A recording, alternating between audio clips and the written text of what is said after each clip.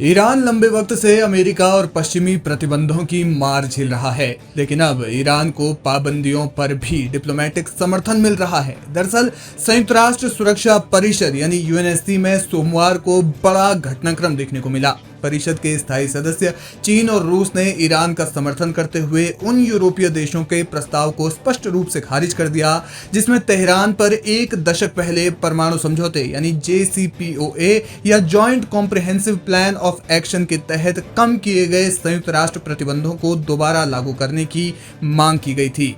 Britain, France और Germany यानी E3 ने ईरान के समझौते के उल्लंघन का हवाला देते हुए संयुक्त राष्ट्र प्रतिबंधों को फिर से लागू करने की मांग की। इन प्रतिबंधों में हथियारों की बिक्री पर रोक और आर्थिक प्रतिबंध शामिल हैं, जो 2015 से पहले ईरान पर लागू थे। E3 का तर्क है कि ईरान की हालिया गतिविधियां, विशेष रूप से उसका यूरेनियम संवर्धन और IAEA के साथ असहयोग JCPOA के उद्देश्यों को कमजोर कर रहा है। संयुक्त राष्ट्र में ब्रिटेन के डिप्टी राजदूत जेम्स कारियोकी ने कहा, हम ईरान को परमाणु हथियार बनाने से रोकने के लिए हर संभव कूटनीतिक कदम उठाने को तैयार हैं। यदि आवश्यक हुआ तो प्रतिबंधों को फिर से लागू किया जा सकता है। इस घटना पर चीन और रूस ने कड़ी प्रतिक्रिया दी है। चीन और रूस, जो JCPOA के सदस्य भी हैं, उन्होंने यूरोपीय प्रस्ताव को यह कहते हुए खारिज कर दिया कि ये क्षेत्रीय स्थिरता को और ज्यादा अस्थिर कर देगा। चीन ने तर्क दिया कि अमेरिका द्वारा 2018 में JCPOA से हटने के बाद ईरान पर एक तरफा प्रतिबंधों ने ही मौजूदा गतिरोध को जन्म दिया है। चीनी विदेश मंत्रालय की प्रवक्ता माओ निंग ने कहा कि सभी पक्षों को संयम और कूटनीति के माध्यम से इस मुद्दे का समाधान करना चाहिए ताकि ये टकराव की ओर न जाए।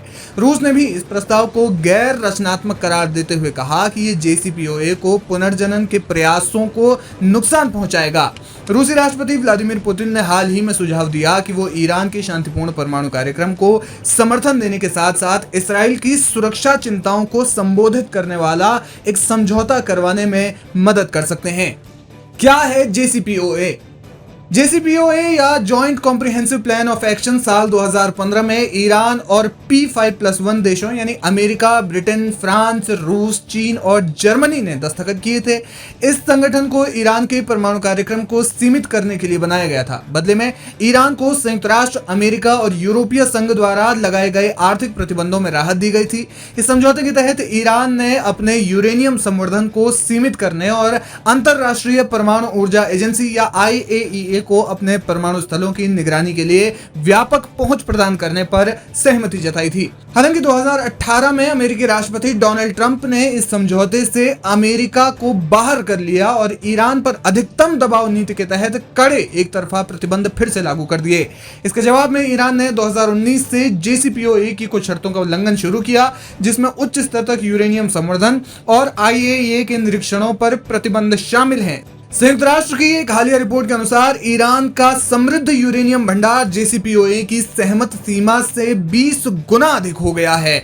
IAEA की रिपोर्ट ये भी कहती है कि ईरान के पास जो यूरेनियम है वो उसने 60% तक शुद्ध कर लिया है या इनरिच कर लिया है, और अगर ईरान अपने इस यूरेनियम इनरिचमेंट को 90% तक पहुंचा देता है तो इसके बाद वो हथियार ग्रेड तक पहुंचाने के लिए सक्षम हो जाएगा। यानी कि ईरान के पास इस वक्त 60% समृद्ध यूरेनियम है, और अगर वो उसे 90% बना लेता है तो ईरान परमाणु हथियार विकसित कर लेगा।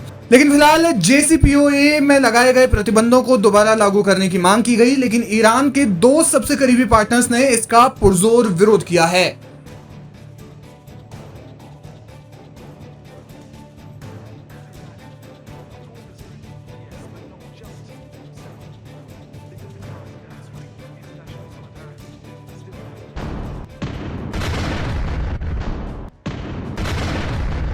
इजराइल ने यमन पर बड़ा अटैक तो कर दिया, लेकिन कहा जा रहा है कि उसने मधुमक्खी के छत्ते पर हाथ डाल दिया है। गजा के लिए कुछ भी कर गुजरने को तैयार यमन के हूती या अंसारुल्लाह लड़ाकों ने कसम खाई है कि अब वो इजराइल पर इतना भयानक हमला करेंगे कि जैसा एक सदी तक किसी पर नहीं हुआ होगा।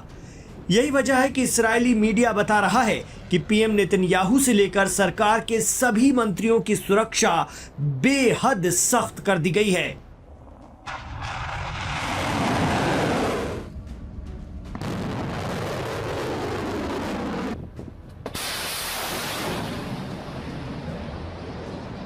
कहा जा रहा है कि जिन अंसारुल्लाह से यमन में ब्लैक वाटर फोर्स नहीं निपट पाई, इसराइल उनसे कैसे पार पा पाएगा।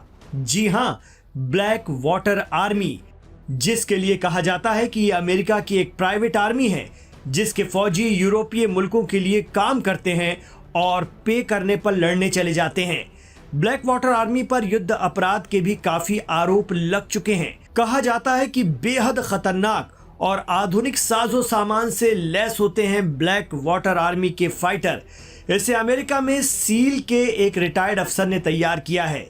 तो जब साल 2014 के आखिर में यमन में अंसारुल्लाह का एक बड़े इलाके पर कंट्रोल हासिल हो गया और यमन के प्रेसिडेंट अब्दुर्रब मंसूर हादी यमन छोड़कर सऊदी भाग गए, ऐसे में उनके समर्थन में अमेरिका के बैकअप के साथ सऊदी ने यमन में हूतियों के कंट्रोल वाले इलाकों पर एयर स्ट्राइक शुरू कर दी। इसके बाद जब हूतियों ने सऊदी पर जवाबी कार्रवाई शुरू की तो आरोप लगता है कि अमेरिकी कंपनी ब्लैक वाटर आर्मी के एजेंटों को यूएई के फौजियों के भेस में यमन भेजा गया। अंसारुल्लाह मिलिट्री और मीडिया रिपोर्ट दावा करती हैं कि अमेरिका से आए भाड़े के फौजियों को हूतियों ने वो मार मारी कि उन्हें वहां से तौबा करके निकलना पड़ा था। सऊदी की आरामको तेल रिफाइनरी पर जब हूतियों की मिसाइलें बरसीं, तब कहीं जाकर सऊदी रुका था। तो अमेरिका के ब्लैक वाटर कमांडो को भी यमन के हूतियों ने पीछे खदेड़ दिया था। ऐसे में इसराइल की एयर स्ट्राइक का बड़ा जवाब यमन से मिलेगा, ये तो तय है।